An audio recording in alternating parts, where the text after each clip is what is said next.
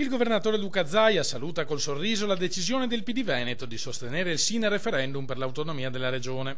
Hanno capito, interpreta, che non si tratta di una battaglia di partito, ma di una battaglia di popolo.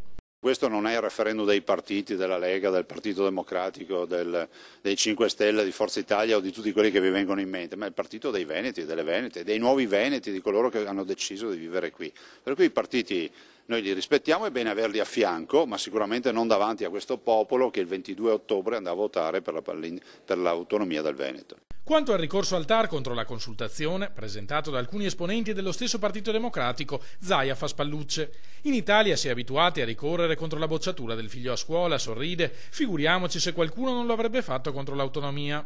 Noi siamo sempre rispettosi dei ricorsi, di tutte le attività che i cittadini fanno e risponderemo punto su punto alle contestazioni che vengono fatte in modo tale che il TAR possa esprimersi ovviamente in base anche alle nostre controdeduzioni. Riguardo alla trattativa sull'autonomia aperta tra governo ed Emilia-Romagna, il governatore assicura di fare il tifo perché l'Emilia porti a casa il più possibile.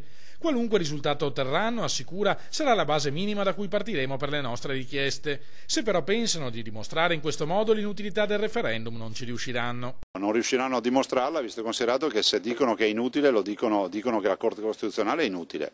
Noi facciamo un referendum perché la Corte Costituzionale ha fatto una sentenza a nostro favore, dicendo che è giusto fare il referendum. Del resto sono passati 16 anni, non c'è una regione che è riuscita a contrattare neanche una delle 22 competenze che si possono avere.